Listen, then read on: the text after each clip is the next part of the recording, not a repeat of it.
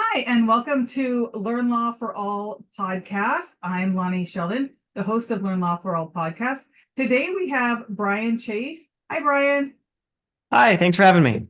Well, thank you for being here. So Brian's going to talk about cyber stalking and family law cases. Now, Brian just did a CLE with us, and so we're doing the follow-up podcast. Now, this was so incredible. There were times when I was listening to him where I just got super anxious because he talked about your phone that is spying on you, and the TV and the Alexa and other stuff that we're going to talk about in a little bit. So a little bit about Brian.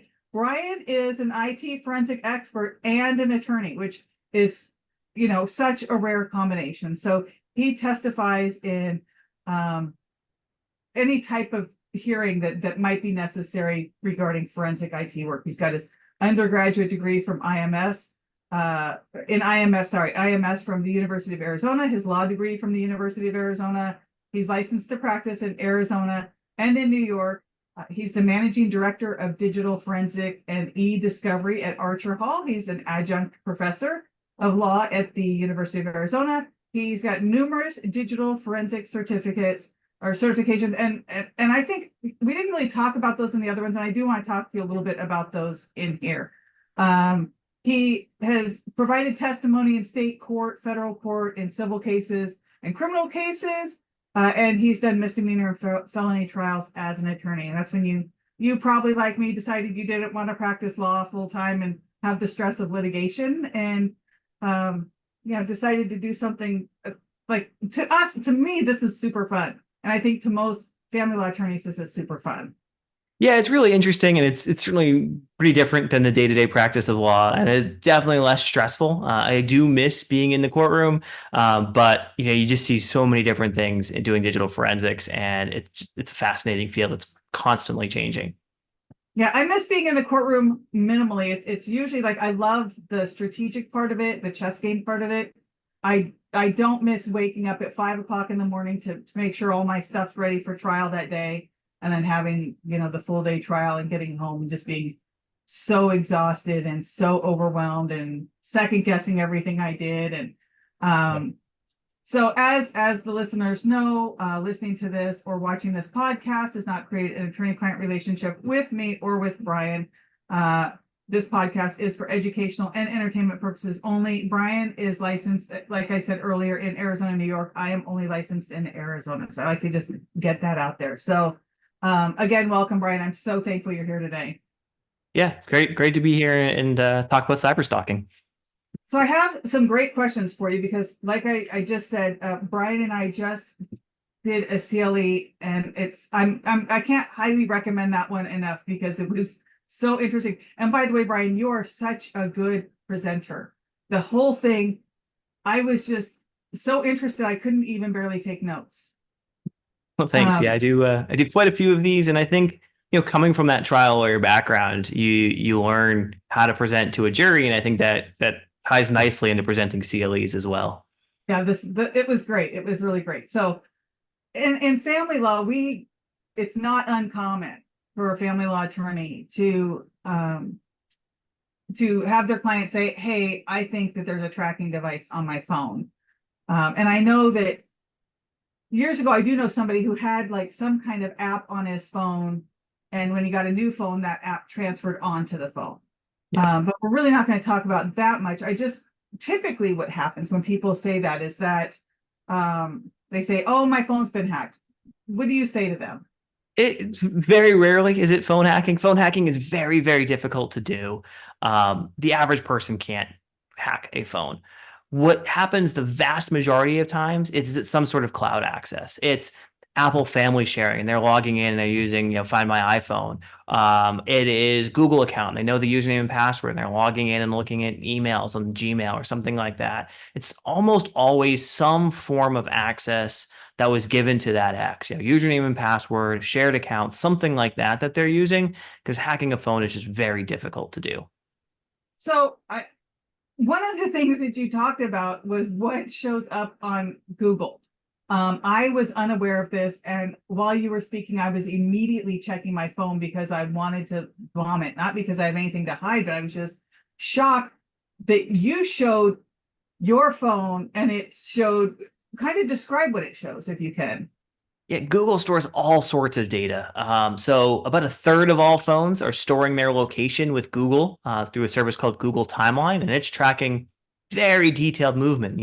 Are you walking versus riding a bike versus driving a car? Google will track all of that through Google Timeline. But it also tracks things like your Chrome browser history, your search history on Google, your YouTube history, your YouTube search history, your Gmail search history. Pretty much everything you do on Google is tracked, and it's all stored and viewable in the cloud. And he does show this on the video, and it literally showed the locations that he had been in for what was a year span, right? Like every place you had been in that year, and then you zoomed Yep. in. All right, so he zoomed in, and it showed that he had taken pictures at a certain time, and those pictures actually showed up on that, which I think was one of those things that scare me, because in family law, if anyone's in a new relationship and all of a sudden someone has access, and by the way, I've seen that on more times than I can even count, where the ex has somehow had a picture of their ex or soon to be ex, and no one understood how they got it. Now I think I kind of understand how they get Yeah. it. Often through Google Photos or iCloud Photos, people will set up their phone to back up their photos to the cloud, which again, something I recommend. You don't want to be in that position where your phone breaks and you've lost all the pictures of your kids. So I recommend backing up to places like that.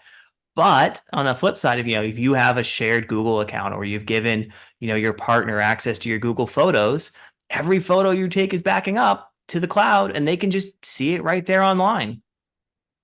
Now, in talking about hacking, what is kind of the weirdest things that, because this one again shocked me, what are the weirdest things that you've seen being hacked by someone, or not necessarily that you've seen personally or that you've heard of?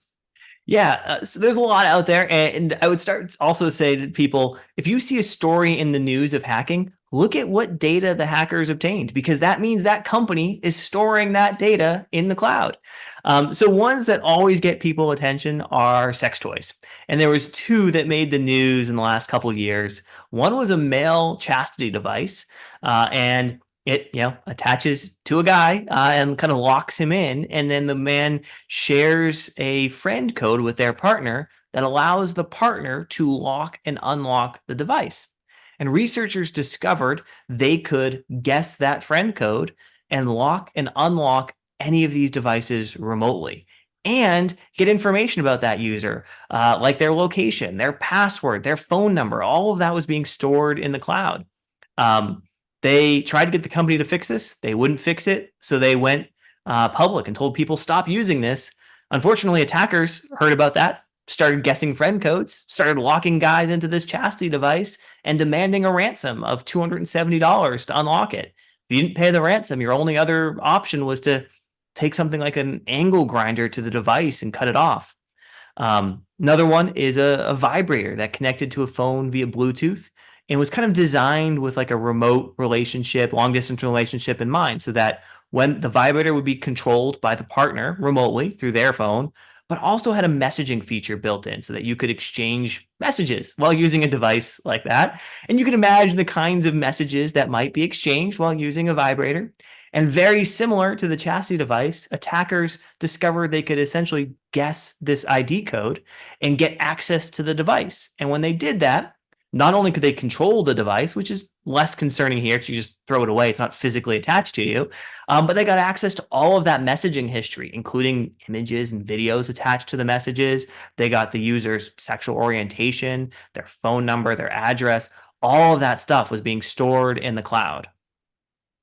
That's so incredible and so scary. So in the CLE that we recorded earlier, he does talk about a bunch of other things that will probably scare you, but definitely I think it's so important for people to know.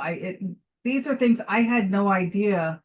My house is, definitely spying on me. Yep. which I think we're going to do another video about too, of everything in the house that can spy on you. So what are some recommendations to help people, another, like the other one, the Ring doorbell and things like that? What are some recommendations that you have to help people, make sure that their ex doesn't get that information? Yeah, there's some really easy steps you can take to kind of secure yourself if you're in that situation. First, change your passwords. That password was shared with the ex. Go and change the password, and use a password manager. Password manager will allow you to generate good, strong, random passwords. And all you have to do is remember the one password for your password manager. And then you change all your passwords, you've kind of cut off those accounts. Also, turn on two-factor authentication. That's where you get like that text message when you go to log into an account with a code. If you turn that on for all of your accounts, even if somebody knows your password, they still need that second factor to log in. A better method than the text message is an authenticator app. So like Google Authenticator is one of them out there that's free. Essentially, you scan a QR code while setting it up, and you open up your app, and then there's like time-based codes that you enter. Really easy to set those things up, secures those accounts, cuts off access. For IoT devices and things like that, Wi-Fi enabled devices in your home, easiest thing to do is change your Wi-Fi username password or just get a new router. And now all of those IoT devices that were set up with Wi-Fi no longer know the password, so they can't connect to the internet anymore. So those are just some really quick, easy things that most people can do themselves. And that's going to stop most of this stalking type behavior, because most of it's occurring through those kinds of devices or accounts. So I really liked what you had talked about in the class. You had said that some of those Wi-Fi, some of those routers now have apps. Now, if your significant other is the one who set up that, then they can always change that. So you had to be careful with that. But you also talked about, just when you change that, get that app and you can change, I think, the password on that. Is that what you had said? Yeah, a lot of the new wireless routers have an app that you can use to kind of control the router. So one thing to be careful of is if you change the password and it's your ex that actually has the app that controls the router, they could always change it back. That's why getting a new router makes sense. The other advantage that you get a new router, you use the app will actually tell you what devices are connected to your wireless network. So you can look to see, is there something connected to my network that shouldn't be there? So that's another easy, or not necessarily easy, but a way to check to see what else is there and disconnect things that you don't recognize. Now this was so helpful. It just makes me more excited to hear your other CLEs and podcasts, because I know we're going to do several. But I feel like I've just read part of a book, like of a really good series, and I'm just going to find out so much more, because this is really interesting stuff. So thank you, Brian, so much for being here. If anyone is looking for information on Brian, I will have his email address, company name, information on the bottom of this podcast and YouTube description. Yeah, thanks for having me. All right. Thanks, Brian. Bye-bye. Bye.